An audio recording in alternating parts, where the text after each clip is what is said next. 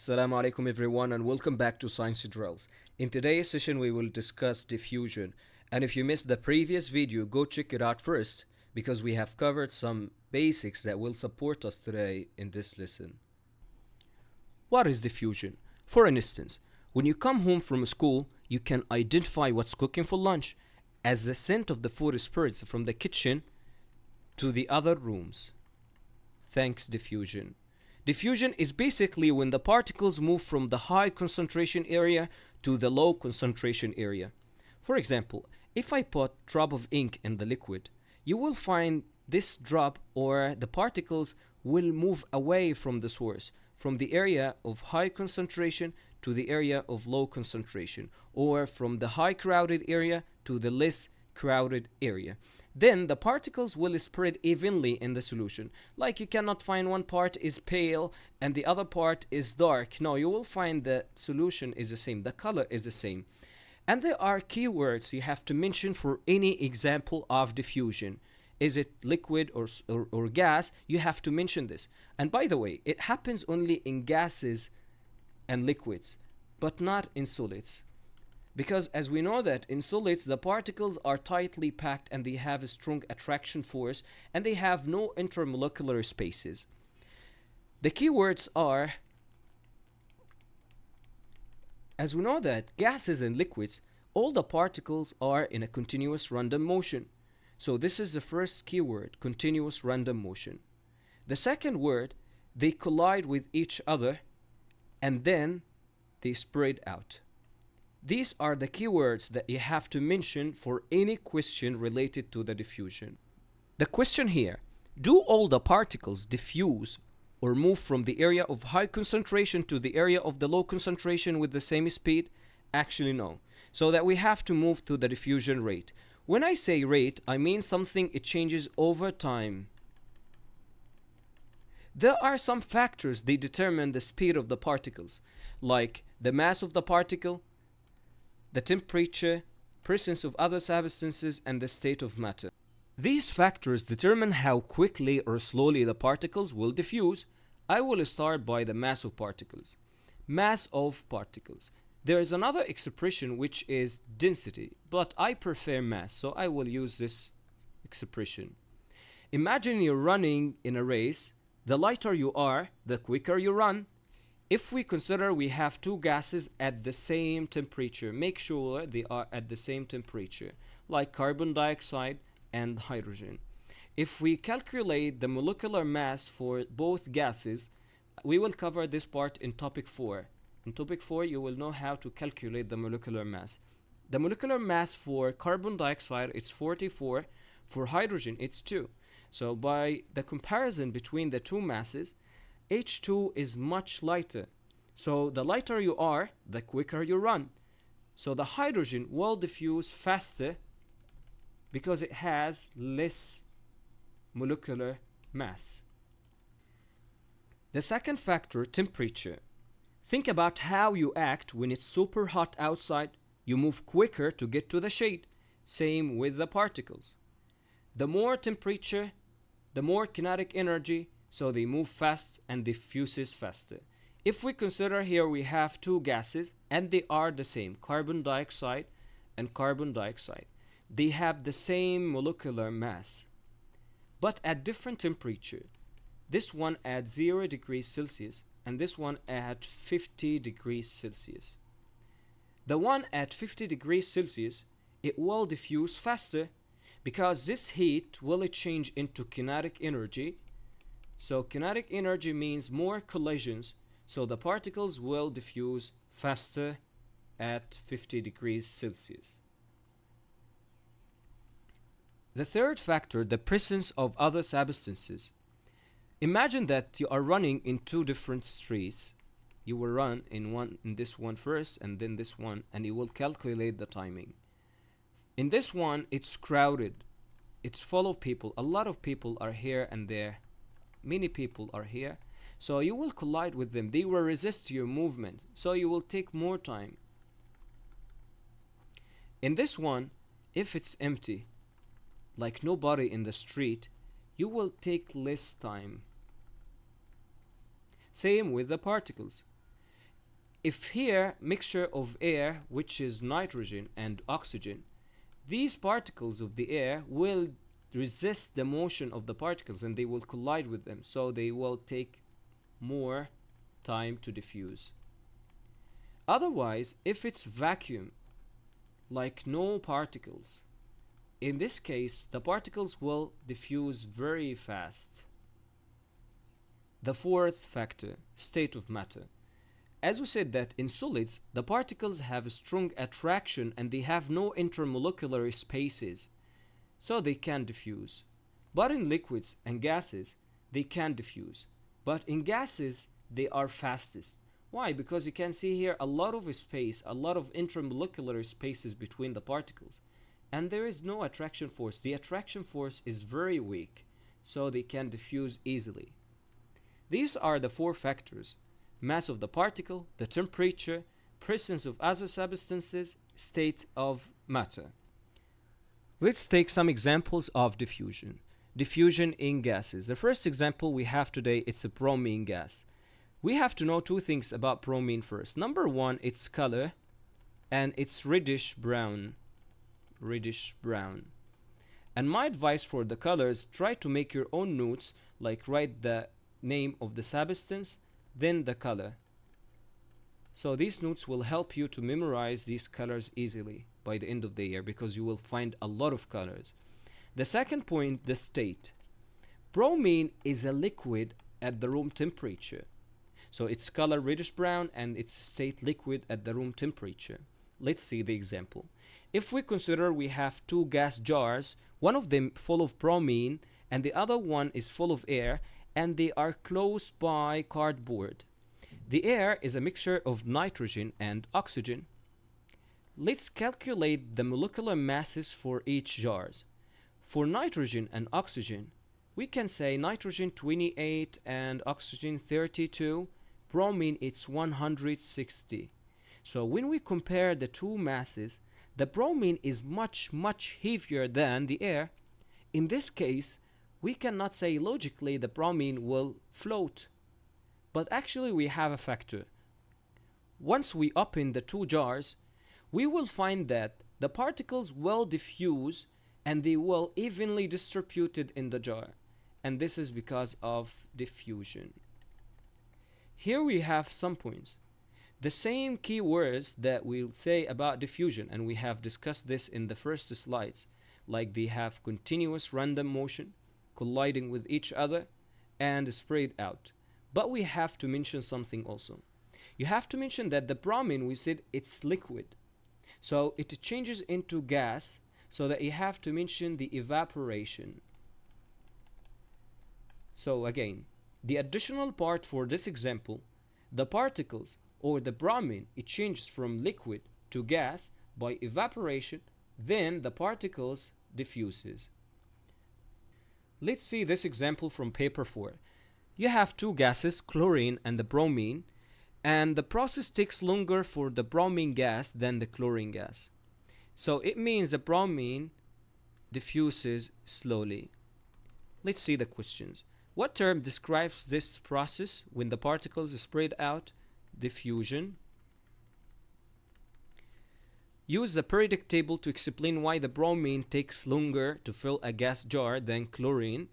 This question has 2 marks. 1 mark to use the periodic table, and the other mark to explain why. So let's see, this part we will cover in topic 4. For example, the molecular mass for bromine has a molecular mass equals 160, while the chlorine gas Cl2 has a molecular mass equals 71. This is 1 mark. So the second part, explain why the bromine gas takes longer time. Sure, the mass of the bromine is heavier, so you can write the heavier particles of the bromine gas move or diffuse slowly. Here, this is the second mark. Last one, explain why increasing the temperature increases the rate at which the gas particles is spread out. Sure, we said that when we increase the temperature, these particles will gain energy. So the particles gain energy and move faster because they gain kinetic energy. This is the mark scheme. You can check it out. The second example in gases today, it's diffusion of ammonia and hydrogen chloride. This experiment is the most common experiment, and there are many tricky questions in this part. I will try to cover all of them, so please pay attention. Number one, what is this experiment? Actually, this experiment, we have a tube here, and this tube is blocked from the two sides, and we place the cotton walls, one in solution A, which is ammonia, and one in solution B, which is hydrochloric acid. And remember, I said solution, but the reaction happens between the gases. It means we have evaporation, and this is the first point that you have to know. The evaporation of the liquid from here, which is A, it evaporates, then diffuses. So number two, diffusion. So we have evaporation, then diffusion. When the particles diffuse, they meet at a certain point and they form a solid ring. The point is, when we measure the distance between the two solutions, we will find it's closer to the hydrogen chloride gas, which means one of the gases diffuses faster than the other gas. Let's see the reason. If we calculate the molecular mass for ammonia in H3, it's 17, while the molecular mass for HCl, it's 36.5. So the ammonia diffuses faster because the particles are lighter. But actually, I want you to focus on another point, which is the ratio between the two masses. If I say NH3 17 and HCl 36.5, it's double. So the mass is 1:2. We can apply this for the distance. It means the distance that will be covered, so we will write here distance. The distance will be covered by the ammonia will be double. The distance will be covered by hydrogen chloride gas. In this case, if we look at this point, we can say, for example, this is 1:2. So ratio 2:1 for the distance. It means the distance that is covered by the ammonia gas is double the distance that will be covered by the hydrogen chloride gas. Let's see this question in paper 4. Here we have the same experiment if you want to read the description. And they ask some questions based on the experiment. Number one, write the chemical equation.